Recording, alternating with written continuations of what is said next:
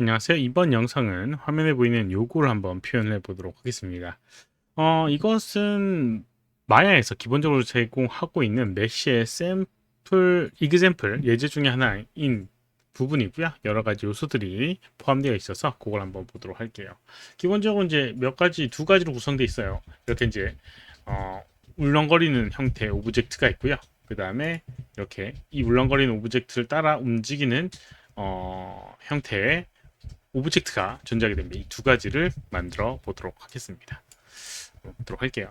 요거의 샘플을 혹시라도 좀 확인해 보시려고 한다라고 하면 윈도우의 컨텐츠 브라우저에 보게 되면 이렇게 메시스 이그샘플이라고 하는 부분이 있고요. 요거를 오픈하시면 확인을 할 수가 있습니다. 한번 보도록 하겠습니다. 우선 이제 오브젝트를 한번 만들어 보도록 하겠습니다. 어떤 오브젝트든 상관없고요. 우선 이제 울렁거리는 메쉬를 만들어주기 위해서 이렇게 하나의 큐브를 만들어 줬습니다. 그리고 이제 변형을 주기 위해서 스무스라고 하는 걸 이용해서 이렇게 좀 면에 메쉬를 좀 늘려줬어요. 너무 많으면 그러니까 조금만 주도록 하겠습니다. 그 다음에 뭐 삼각형으로 만들어 주고 싶다라고 하면 삼각형 여기 에디트 메쉬에 트라이앵글레이트 메쉬에 트라이앵글레이트라고 하는 걸 이용하게 되면 삼각형으로 만들어지게 됩니다. 그다음에 뭐 히스토리가 좀 남아 있으니까 히스토리 좀 지워주도록 할게요. delete by type의 히스토리를 이용해서 좀 쓸데없는 것들을 지워주도록 하겠습니다. 그다음에 이제 변형을 이제 주게 될 텐데 변형을 주는 방법은 뭐 메시랑 상관없이 디포머를 이용해서 이제 적용을 했더라고요. 그래서 여기 이제 모델링 메뉴에 보게 되면 디폼이라고 하는 기능이 있고요. 여기에 이렇게 텍스처라고 되어 있는 부분이 있습니다. 텍스처 디폼이라고 해서 텍스처의 음영값을 이용해서 오브젝트를 변형하는 그런 기능입니다. 그래서 이제 뭐 파도나 이런 것들을 사용할 때 사용하게 되는 부분인데 아무튼 텍스처 적용하게 되면 여기는 이 텍스처 디포머가 하나 생기게 되고요. 컨트롤을 눌러보게 되면 여기에 여러 가지 속성들이 나오는 걸 볼 수가 있습니다. 우선 뭐 사실 이 디포머의 방향성으로 이제 변형이 되게 되는데 뭐 여기 텍스처에 어떤 모양이냐에 따라서 만들어지게 됩니다. 그래서 뭐 예를 들어서 노이즈라고 해서 음영값이 약간 불규칙한 것들을 만들어주기 위해서 노이즈를 많이 사용하게 되는데 노이즈 적용하게 되면 이런 식으로 이 방향성으로 이렇게 울퉁불퉁하게 만들어지게 돼요. 근데 뭐 요거 사용할 게 아니기 때문에 오브젝트의 변형, 표면에 대한 변형을 하기 위해서는 디렉션에서 이 핸들이 아니라 노멀을 하게 되면 이렇게 표면에서 변형이 되는 걸 확인을 할 수가 있습니다. 그리고 여기 이 노이즈의 여러 가지 속성을 바꿔주게 되면 이렇게 변형되는 걸 확인할 수가 있어요. 우선 이 타임이라고 하는 기능을 이용해서 이렇게 키를 주게 되면 마우스 오른쪽 버튼 누르고 셋 키, 시작 부분과 끝나는 부분에 이렇게 키를 줘서 움직이게끔 하게 되면 울퉁불퉁 울렁울렁하는 걸 표현할 수가 있고요. 여기 보게 되면 이미지가 너무 이제 빈도수가 높으니까 프리퀀시라고 하는 빈도수를 좀 낮춰주게 되면 이런 식으로 변형되는 걸 만들어줄 수가 있고요. 그 다음에 노이즈 타입이 여러 가지 타입이 있는데 여기 가장 처음 걸 하게 되면 이런 형태의 모양, 흐르는 형태의 모양으로 네, 만들어줄 수가 있습니다. 네, 이런 식으로 변형해 줄게 됩니다. 좀 더 이제 그 정도를 높게 해주고 싶다라고 하면 여기 앞쪽에 스트렝스라고 하는 걸 이용해서 조금 더 많이 변형되는 정도를 조정할 수가 있어요. 그래서 이렇게 변형을 할 수가 있으면 뭐 여러 가지 뭐 다른 텍스처를 이용해서 줄 수도 있고요. 여러 가지 값을 이용해서 변형되는 걸 만들어 줄 수도 있습니다.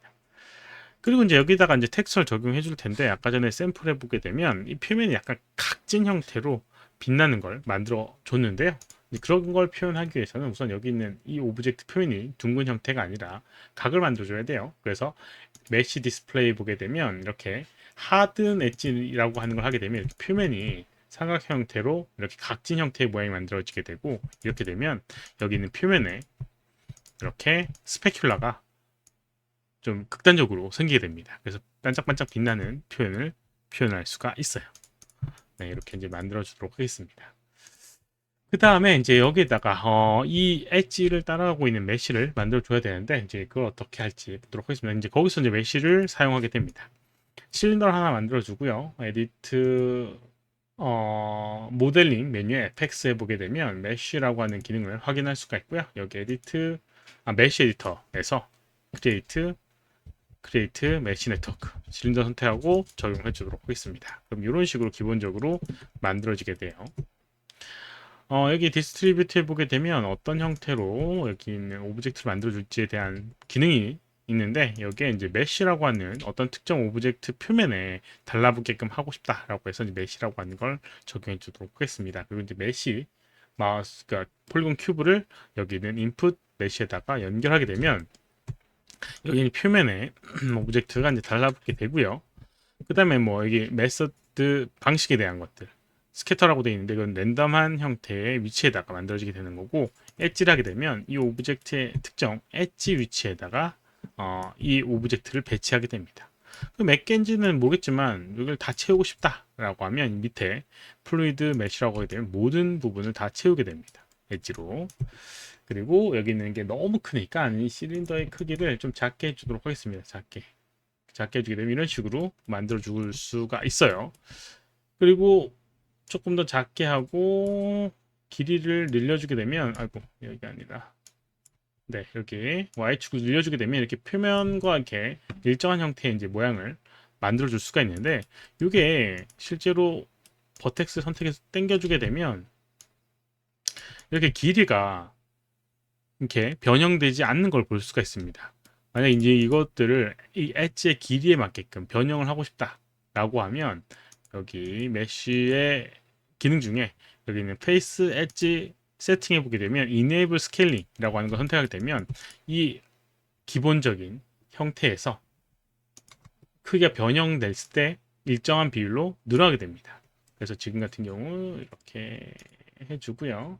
그 다음에 큐브의 버텍스 선택해서 움직여보게 되면 아까랑은 다르게 그 길이에 맞게끔 변형되는 걸 볼 수가 있습니다.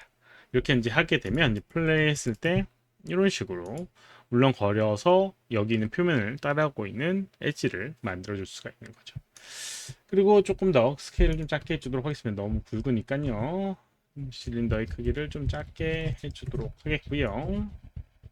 그 다음에 길이를 늘려줘서 조금 더 얇은 형태의 오브젝트로 만들어줬습니다. 이렇게 해주면 되고요. 그다음 이제 여기는 이 오브젝트가 빛나는 것들을 좀 표현하고 싶다, 빛나는 형태를 좀 더 뭐 강하게 표현하고 싶다라고 하면 여기다 뭐 여러 가지 재질감을 넣어서 이제 해줄 수가 있겠죠.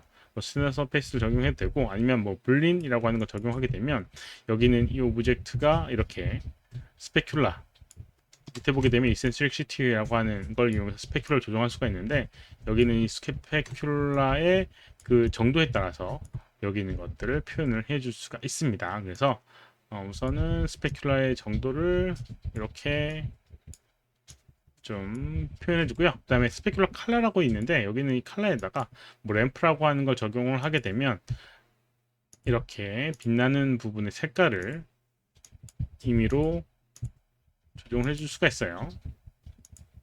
그래서 뭐 아까 전에 봤던 것처럼은 아니지만 뭐 비슷하게 표현해 줄 수가 있습니다. 6번을 누르게 되면 이런 식으로 빛나는 부분이 약간 다른 색깔로 빛나는 걸 볼 수가 있죠. 그래서 플레이했을 때 어떤 부분에서 스페큘러가 생기냐에 따라서 이런 식으로 다른 빛을 낼 수가 있습니다. 아무튼 이렇게 간단하게 이 샘플을 따라하는 거를 만들어 봤습니다. 뭐 여러 가지 것들을 포함하고 있어서 좀 도움이 될 거라고 생각해서 만들어 봤고요.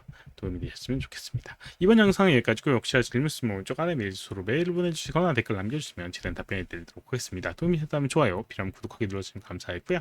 시청해 주셔서 감사합니다. 수고하셨습니다.